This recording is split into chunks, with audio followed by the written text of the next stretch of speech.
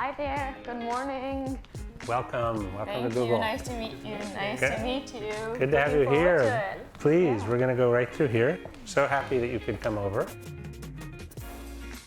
You've been to Google before? No, this is my first time to good. this office, so Yeah, it's very nice. colorful. Thank you for having us at Google. No, very happy. Very glad to have you over at Google today. Thank you, and thanks so much for taking the time. It's an honor and privilege to be able to talk to you about your experiences with leadership across the globe. Excited to learn more. To start us off, we'd love to hear a little bit about your career trajectory, maybe some of those pivotal milestones or decisions that shaped your path and brought you here to Google today. Thanks so much. I spent 30 years in government. I was proud to be a US diplomat for really most of my career. And then towards the end of that time, I had some differences with the Trump administration. I was the US ambassador to Vietnam, and if you don't agree with your president's policies, you can't really fake it. You have a responsibility, I think, if you're unable to support those policies, to step down. So I left government. I helped start up a new cutting-edge university, American-style university in Ho Chi Minh City in Vietnam. And then I was approached by Google, and it was an opportunity too good to pass up, to do something really interesting in a part of the world that I love. And so I said yes, and we moved here to Singapore. Awesome. And how did that switch from working in government to a large private organization change or shape your perspective in any way? Were there any surprises? It was actually less of a switch than you'd think, because for me, being in government was kind of mission driven. I felt like I could make a difference in the world. And that's kind of what Google is about. Google's mission is to bring the world's information to everybody. It's not just to make money. And in fact, I would say the leadership of Google spends much more time focusing on how can we do things that will improve society? What can we do for our users? How can we help people get through COVID? How can we help economies recover? That's the focus, not like just how much more money can we make, but what can we do that will make the world better? So I went from kind of one mission-driven job to another, one big organization to another, but it was actually remarkably similar in some ways. That's actually great to hear, because making an impact and a difference is at the forefront of many of our colleagues at INSEAD's mind. Yes. There's a lot of students who want to be able to make that impact at a national or international level, but they don't have the avenue to do it through their own governments or through public sector. What do you recommend maybe as alternative paths, or any different ideas or paths they can take if they're not able to get involved in government but want to be able to make that impact? Well, my belief is that making the world better isn't limited to one field. I mean, I loved public service. I did feel like I could make a difference as a public servant, but I love working for Google too, because we're reaching billions of people and helping billions of people in ways small and large.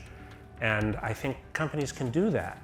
I guess I'm more partial to companies that have a sense of mission and a sense of purpose than those are just about making money. I think it's possible to make a huge difference in the private sector, just as it's possible in the public sector. And let's not forget academia and civil society. You can make a difference by teaching. Teachers make a huge difference in the world. You can make a difference working for an NGO or working one way or another in civil society, and you can make a difference in the private sector. All is possible as long as it aligns with your values. One thing I've learned is a good recipe for satisfaction in one's work is if your values are aligned to your work. And if your values and your work are out of sync, that is not a recipe for happiness. That's a recipe for frustration. Yeah, that makes absolute sense. And I think ultimately what we are creating an impact is what you define for yourself in terms of your values. So you're not limited to, like you said, just doing it through public sector. There are other ways to do it. And education, I like that you touched on that as well. So teaching is a big part of it as well. I think so. I think that makes a huge difference. You're preparing the next generation for the challenges that they will face. Yeah. And those challenges, the challenges that folks graduating from INSEAD will face are going to be huge and daunting. And they're going to need all the tools possible to be able to address those challenges. Absolutely. And I think one of the other very big challenges that our generation faces, and as future business leaders, is about creating an environment that is about diversity and inclusion. Yes. And while those have been buzzwords, so to speak, I think it has been a priority at our school, and I understand also for you, to create an environment that is supportive of different types of communities. Especially creating a supportive community for the LGBTQ community has been a pretty long road. There are some companies which are quite advanced, while others are just starting out, or maybe they haven't even started. And for people who are in the latter group of those organizations, it might be difficult to come out and initiate some of those inclusion efforts. What do you recommend to students who are, at school as future members of the workforce or as future business leaders who are eager to create an inclusive environment? What can they do both as allies and members of the LGBTQ community? Thanks. There's a lot in that question. First of all, let's be clear about what it is to be inclusive. There's a really strong business case for diversity and inclusion. This is a world where knowledge and ideas matter, and if you want to make a difference in business, then you need to have innovation. And innovation doesn't happen when everybody has the same background or they all look the same, because then you're recycling the same ideas. Innovation is much more likely to happen, and I use Google as an example, when people come from everywhere. They have different backgrounds and they have different approaches to challenges, because then when they collaborate, cool things happen, innovation happens, people come up with great new ideas and possibilities. I have found that to be something that's been celebrated at Google, and the idea is if you bring your whole self to work, you're going to be able to contribute much more. If you have to hide some part of yourself, then you're not going to do your best in your work. So at Google, we've talked a lot about the concept of belonging. Human beings are very good at othering. They're creative in the ways they find to other others. And if you create a culture of belonging, which I'm not saying it's easy, but it's possible. If you create a culture of belonging where everybody feels like she or he can bring their whole selves to work, then you're going to get the ingredients for innovation, for creativity, for breakthroughs. And so I start with a business case. It's not just about being nice. It's about creating an environment where innovation can happen, creativity can happen, and that requires diversity. No, I really appreciate that, and I think sometimes appealing to people on a business level is what it takes, just because that's, to repeat the word, the business we're in. Right. But I think I resonate really well with that, because at INSEAD we do have a very diverse student body. Yes. And it's very encouraging to see how open and honest people are about their true selves, and I think that's how we've managed to create some pretty interesting friendships and relationships and potential business partnerships already. So it's completely understood your point there. Well, there's going to be more learning that will happen because you have such a diverse student body. Your students are coming from all over the world. They're going to bring to the classroom different perspectives. And depending on what their background is, they'll bring perspectives that will challenge people who might accept the status quo. And that's the learning environment you want to create. And those are friendships very often that can last a long time and will make a difference throughout a career, throughout a life. Yeah.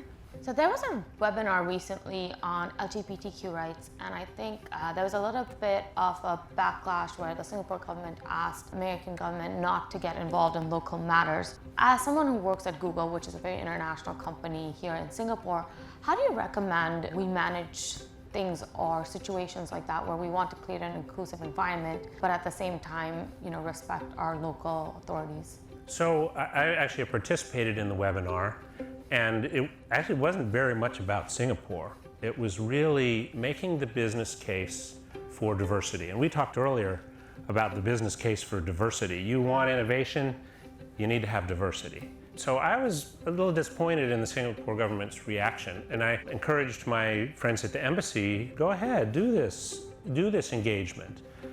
I would suggest to my friends in the Singapore government that if Singapore really wants to be a hub for innovation, a place where tech can thrive, where innovation can thrive, you need talent from everywhere. And slicing out a whole segment of the population will make it harder for Singapore to achieve its aspirations because companies have alternatives. For example, we could build up our workforce in Australia or in Taiwan where the laws are more progressive. And so I think it would be great for Singapore to develop as a hub for innovation, but this will be a real obstacle. It'll make it more difficult for them to attract the kind of talent they need to grow and develop. Thank you for sharing honestly, and I think we are also huge proponents of the diversity and inclusion initiatives, and as we do traverse some of the challenges over the next few years, it would be good to understand how we're working within our local boundaries as well as within the values of our organization, and finally aligning them with our personal values as well. Great, yeah. That's the way to go. And just transitioning a little bit into, those business relationships and friendships, you've had a very diverse career in terms of leadership, both as a leader and had the opportunity to work among and with many other influential leaders across the world. Is there something that you think back is maybe the most valuable lesson in leadership you might have learned over time that maybe you wish someone had told you when you were starting off? Well, it was a really crucial lesson I learned from an early boss. And I think I had the benefit of this lesson for a pretty long time. The first US ambassador to Vietnam was a guy who had spent 7 years in prison. He was a prisoner of war in Hanoi and then came back to Vietnam as a first US ambassador. And day one, this sort of historic moment, this guy coming back as the first ambassador, he sat his core team around a table in the ambassador's office, and he looked at us and he said, I'm gonna say something that my commanding officer in the Air Force said to me, and that's always resonated. He said, you're gonna get it right 98% of the time. The other 2%, I'll eat it. And I was sort of taken aback when I first heard that, and then I realized what he was saying. He had our backs. If we go out and take risks and do things that are different and build a new relationship, in this case it was about diplomacy, but build a new relationship, he would have our backs. He would encourage responsible risk-taking.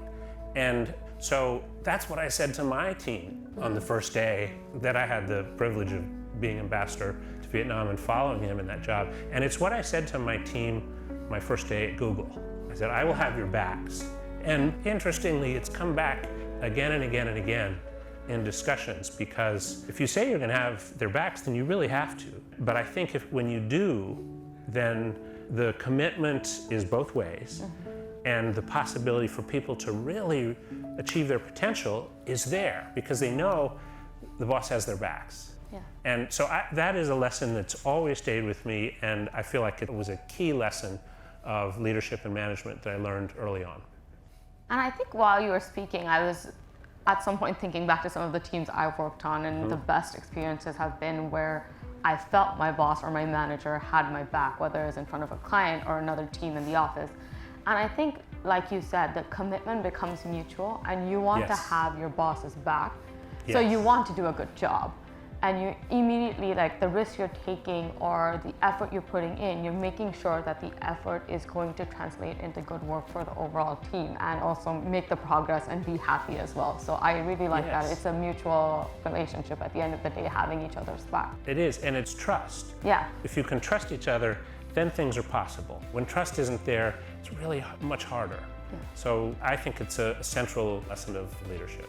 And I also, just going off that, I think once you've built that trust, that relationship sometimes can transcend into the future as well. When you've parted away from that team, say it's a few years down the line, you might need to reach out to them for whatever reason. It's good to know they still might have your back, and likewise if they were to reach out to you for anything, whether it's professional or personal, that building trust in your relationship at work can last a long time even afterwards. I think that's right. And it's in collaboration with others that the greatest accomplishments are made. They're not made alone.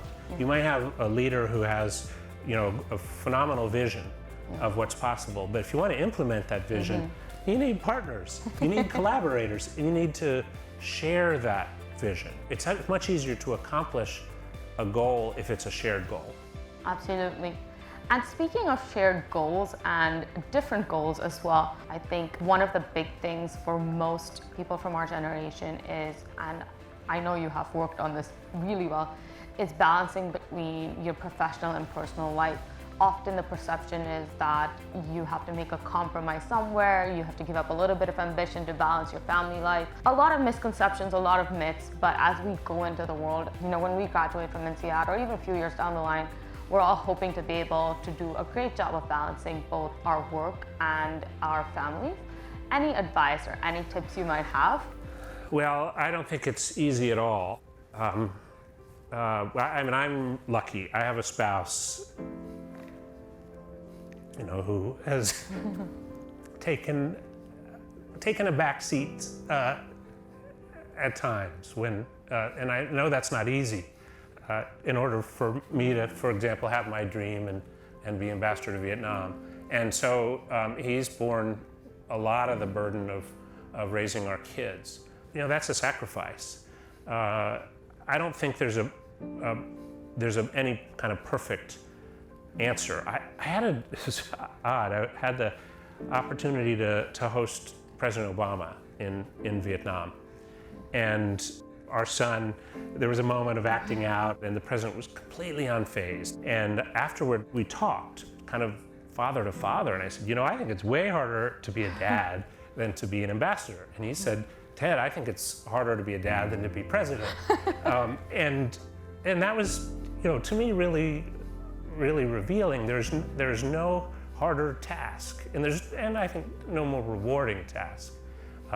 So that the effort that one puts into one's family is really critical. And I have members of my team who have, sort of stepped away from the career path for a time. And I don't discourage them because it's not going to be your employer who holds your hand at the end. And I think ultimately, like you said, bringing back to our first conversation, your values and what you prioritize in the moment, there's going to be times when you're taking a back seat or your partner's taking a back seat, and it's about finding the person or a family that you're able to make those switches and changes with as required, just depending on your priorities at the given point in time. Yes, and they'll shift during the course of a lifetime. Yeah. Your relative priorities will shift, and that's okay. If you have a strong family and a supportive family, then all kinds of other things become possible. Yeah, and I really also like that you shared that you had a conversation with President Obama, former President Obama, about how it might be harder to be a dad. I think I resonate with that as well, not as a parent because I'm not, but more on a level that sometimes human emotions are undervalued in the workplace. We forget that people have so much going on outside of work and we expect the best selves professionally every day, but you forget there's so much going on outside of work that might be challenging. And COVID has kind of brought some of that home because here you have people, different dilemmas. You have people who don't have families and are home and are feeling isolated.